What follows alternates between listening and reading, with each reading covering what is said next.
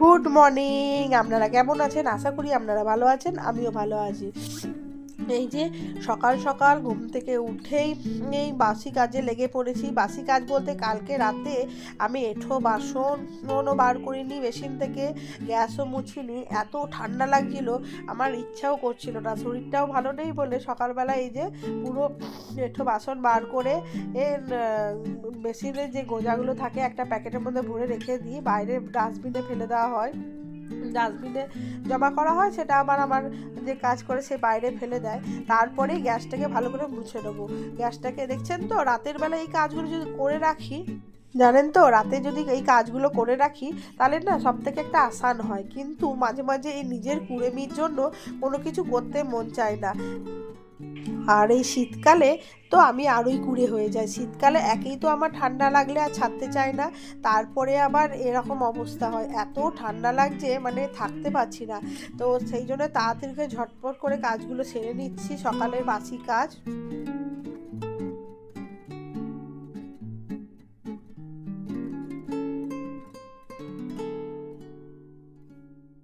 তারপরেই সবজিগুলো কাটতে বসে গেছি। আজকে যেহেতু নিরামিষ, শুক্রবার, তো রান্নার অতটা তাড়া থাকে না, ওই জন্য একটা আরাম পাওয়া যায়। আর সবজি কাটতে কাটতে বড়ের সঙ্গে খালি গল্প করা হচ্ছে। আর আজকে তাই জন্য লাউটা কেটে নেবো। নিরামিষের দিন তো মানে দেখবেন অতটা ঝামেলা থাকে না রান্নার, তো ওই জন্যে সবজিগুলো সব কেটে নিচ্ছি। সমস্ত কাজ মানে সামলানো হয়ে গেছে। আর এদিকে রান্না বসে দিয়েছি, একদিকে ডাল আর একদিকে লাউ পোস্ত। লাউটাকে তেলের উপরে কালো জিরে ফোড়ন দিয়ে দিয়ে দিয়েছিলাম, লাউ আর আলু সেদ্ধ কুকারে সেদ্ধ করে দিয়ে দিয়েছিলাম, তারপরেই পোস্ত দিয়ে নামিয়ে দিয়েছি। আর এদিকে ভাত বসিয়ে দিয়েছি, আর এদিকে যে ডালটা করেছিলাম মুগের ডালটা গাজর দিয়ে মটরশুঁটি দিয়ে সেটা ছুঁকে নেবো।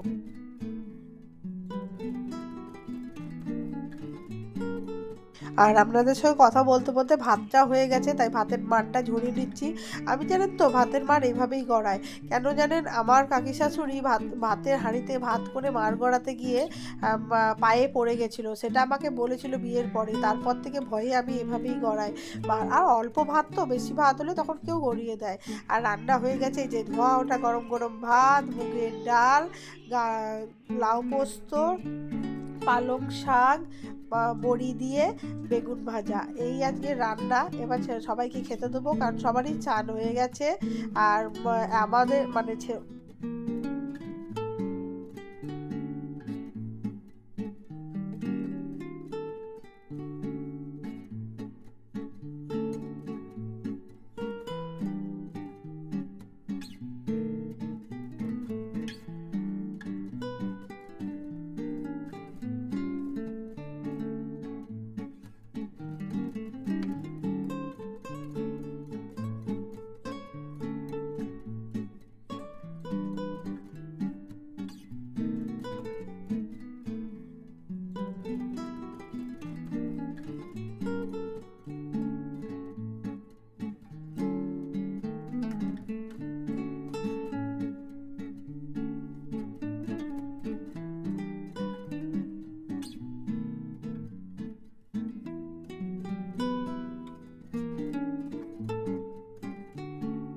আর নিয়া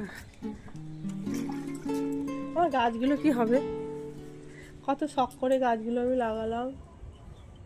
হ্যাঁ,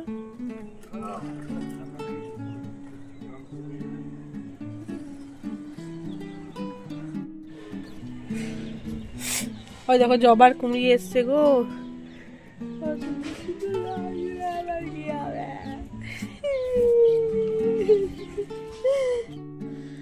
আর এই যে খাওয়া দাওয়ার পরে বিকেলবেলায় গেছিলাম ছাদে একটু রোদ খেতে, আর বর গাছে জল দিচ্ছিল, দেখতেই পেলেন। আর এই যে আমার ছেলে যে বাক্সটা খুলছে, এটা একটা গল্প আছে। আমার বরকে একটা কোম্পানি থেকে ফোন করেছিল, যে মানে আগের দিন লটারি কেটেছিল পেট্রোল পাম্পে, দিয়ে ফোন করেছিল যে আপনি জিতেছেন, আপনি আসুন, আপনাকে গ্রসারি আইটেম দেওয়া হবে। এই লোভে তো আমার বর আমাকে 2:30টার সময় টেনে টেনে নিয়ে গেল, যে না চলো কি দিচ্ছে দেখি। দেখবো, আমি বললাম এগুলো ফ্রড কোম্পানি, এগুলো হতেই পারে না এরকম। তো কেউ কি শুধু শুধু আজকালকার বাজারে দেবে বলুন? হ্যাঁ, তাই কি বলা, 2:30টায় গেছি, 5:30টায় এসছি, এসে তো এই তো গিফট দিয়েছে, যেটা খুলছে ছেলে, আর এই নিয়ে কি হাসাহাসি। ড্রপ বলে লেখা আছে তো, না বিস্কুটের প্যাকেট, কাঁচের বাটি, গ্রসারি আইটেম এটা। ভাত খাবে, মুড়ি খাবে, ডাল খাবে। আমার বর সন্ধ্যা হয়ে গেছে, বেড়াতে বেরোবে, তার জন্য নিজেকে পরিপাটি করছে যাতে কোনো মেয়ে দেখে এখানে নজর দেয়। দেখছেন, যদি কোনো মেয়ে দেখে এখানে নজর দেয় বলে, কারণ পরিপাটি করে গোপ আস যাচ্ছে, চুল আস যাচ্ছে, এখন মুখে বা ক্রিম মাখবে, কত সাজ হবে। তারপরে তো বর ফ্রেশ হয়ে চা খেয়ে চলে গেছে, আর আমি বিছানার চাদরটা পাল্টে নিলাম। একদিন পরপর যেহেতু পাল্টায়, নাহলে খুব নোংরা হয়ে যায়, তো সেই জন্যে পাল্টিয়ে নিলাম চাদরটাকে। আর বিছানা পরিষ্কার করার পরে ঘরটা দেখতেও খুব ভালো লাগে বলুন। এই যে বিছানাটা পুরো পরিষ্কার করে নিয়েছি। মানুষের লোভে কী না করে বলুন। এই যেমন আমার বরকে এই কোম্পানিটা বলেছিল গ্রসারি আইটেম দেবে, তো আমার বর তো ভাবলো যে গ্রসারি আইটেম দেবে, তো লোভে পড়ে টেনে টেনে নিয়ে গিয়েই তো দেখলো, তবে কি দিয়েছে। এই নিয়ে আমাদের এত হাসাহাসি। আর এই যে ঘর ঝাড় দিয়ে দিচ্ছি, বিছানাটা চাদরটা পাল্টানোর পরে এত ধুলো হয়েছিল, সমস্ত পরিষ্কার করে দিয়েছি। আর সারা মানে এই নিয়ে এত আমার ছেলে হাসছে, আর ছেলেও ভেবেছিল কিছু না কিছু হয়তো দেবে তার জন্যে। আর এদিকে আটা মেখে রেখে দিয়েছি, রুটি হবে। আর বর নিয়ে এসেছিলো চিকেনটা ওই রেঁধেছি, কষা কষা করে চিকেন বললো খাবো, তো সেই জন্য চিকেনটাও বসিয়ে দিয়েছি, আটাটা মেখে নিয়েছি। আর এই শীতের দিনে না, যদি একবার বিছানায় ঢুকে যায় আর ভালো লাগে না, সেই জন্য ফটাফট না শুয়ে একবারে এভাবেই করে নিচ্ছি। এই রুটিগুলোও করে নেবো, গরম গরম রুটি, না হলে একদম বিরক্ত লাগে। মানে একবার যদি বিছানায় শুয়ে পড়ি না, তখন খুব বিরক্ত লাগে, জানেন তো। আর রুটিগুলো দেখুন এমনে ফোলে, আর এই ক্যামেরার সামনে করলে যেন মনে হয় রুটি আমার ফোলেই না, একটা দুটো ফোলে তো আবার একটা দুটো ফোলে না। অনেক চেষ্টা করি, যদিও আমি রুটি খুব একটা ভালো পারি না। আমার বর সবসময় পাতলা পাতলা বড় বড় মানে ছোট্ট ছোট রুটি খেতে চায়, কিন্তু আমি একদম পারি না, আমার একটু মোটা মোটা রুটি হয়, ওই ফোলে না দেখে না, আমি ভাবি একটু মোটা করে করলে যদি ফোলে। তো তাও দেখি সব রুটি, যেমন এই রুটিটা ফুললে রুটি খেতেও ভালো লাগে। আর পাতলা পাতলা নরম রুটি তো কার না ভালো লাগে, কিন্তু কি করবো বলুন, পারি না করতে। তো এই যে রুটিগুলো সব একে একে সেঁকে নিচ্ছি।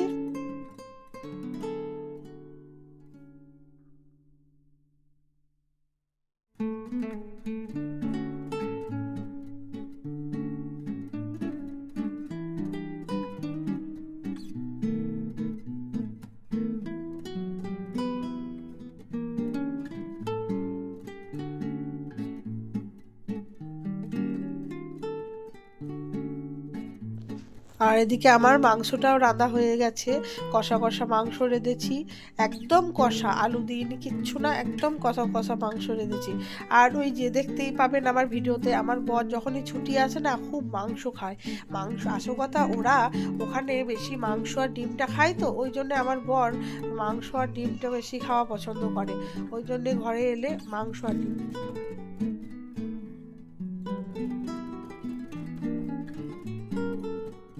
ওই যে রাতে রান্না রুটি আর কষা কষা মাংস, আর ওদিকে ছেলেকে এখনো মাংস দিই নাই, ছেলে বাঁধাকপির তরকারি দিয়ে খাচ্ছে।